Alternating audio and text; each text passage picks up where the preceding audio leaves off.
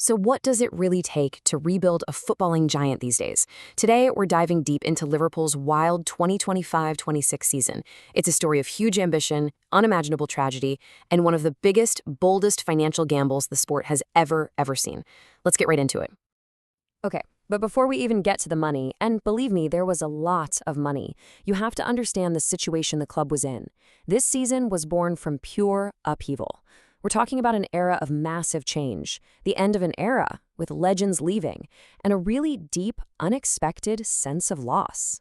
The whole tone for the season, the whole feeling, was set in stone before a single competitive ball was even kicked. Something happened off the pitch that was truly shocking, and it just left the club, the fans, everyone reeling. It shaped everything that came next. And this was it.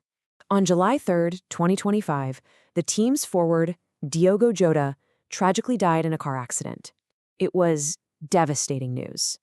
In his memory, the club made the decision to permanently retire his number 20 jersey, a solemn, heartfelt tribute that, just cast this long, somber shadow over the entire season ahead.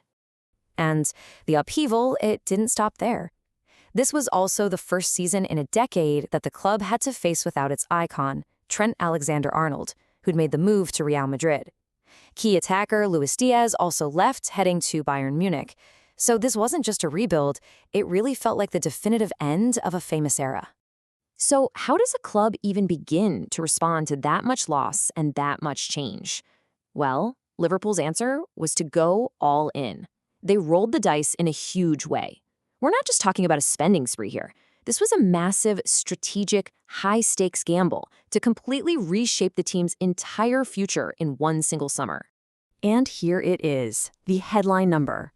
In just one transfer window, Liverpool's total spending on new players hit £417.2 million. I mean, just look at that number. It's an almost unbelievable figure, the kind of spending that pushes a club right to the absolute bleeding edge of the financial fair play rules. So, where did all that cash go? Well, it was headlined by a new British record fee, £125 million for Newcastle's star striker Alexander Isak. Then, £100 million for Bayer Leverkusen's creative genius Florian Wirtz, and another £69 million for the forward Hugo Ekitike. The strategy was pretty clear, right? Go out and buy proven elite talent to replace what you've lost. But to really get your head around how big of a gamble this was, you have to see what was happening everywhere else in football at the time. Liverpool's massive spending spree was happening in a totally different world compared to the financial reality that a lot of other top clubs were facing. They went all in, while many of their rivals were being forced to cut back. And this quote, man, it just perfectly captures that different reality. While Liverpool were out there breaking transfer records, other giants like Arsenal were actually announcing redundancies because their revenues had dropped so severely. You've got one club spending a fortune and another, a giant in its own right, having to let staff go. Just two completely different worlds. Now, to really understand the risk baked into this whole gamble, we need to zoom in. Let's focus on one player who really embodies the whole high-stakes nature of this plan. The big question mark, the French striker, Hugo Ekitike. So on paper, right, if you just looked at the spreadsheets and the data, the guy was a sure thing. The analysts painted him as this incredibly clinical finisher who just came alive in those high-pressure situations. Basically, the data said, give this guy a big chance and he will score. Simple as that. And Liverpool, well, they bet big on that data being right. His transfer fee, when you include all the potential add-ons, could climb all the way to £79 million. So you can imagine the pressure. From the moment he walked in the door, the expectation was immense. He was bought to score the goals that win you championships. But, and this is a big but, here's the other side of the coin, the risk. You look at his medical history, and you see a pretty significant hamstring injury just a couple seasons before that kept him out for 69 days. He missed 12 games. That is a massive red flag hanging over a player you've just spent a fortune on. And you know what? It seems like the player himself was totally aware of the pressure cooker he was in. This quote from him gives you a really fascinating look into the mindset of a player at that level, where you know you're at the top, but you also know everything can change in an instant.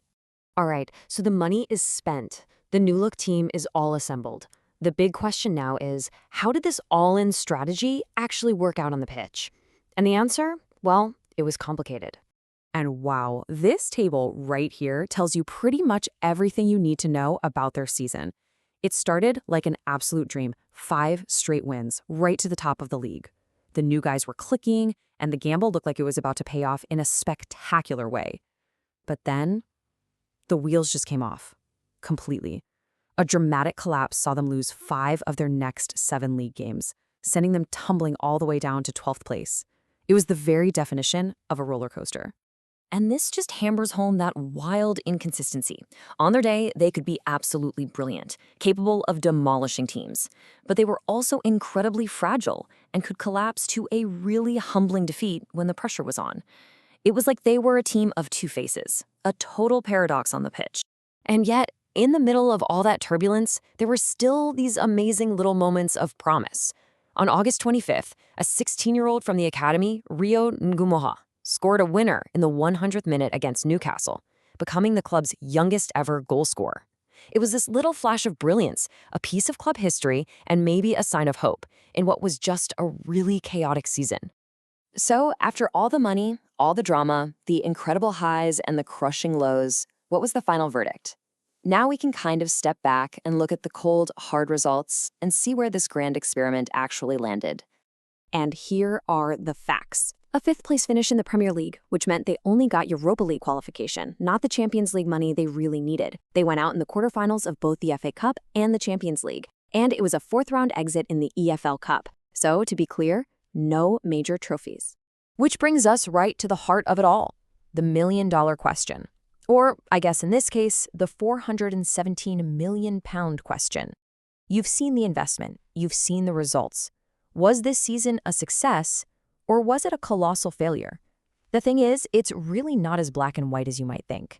Because really, this whole story, this one crazy season, isn't just about Liverpool.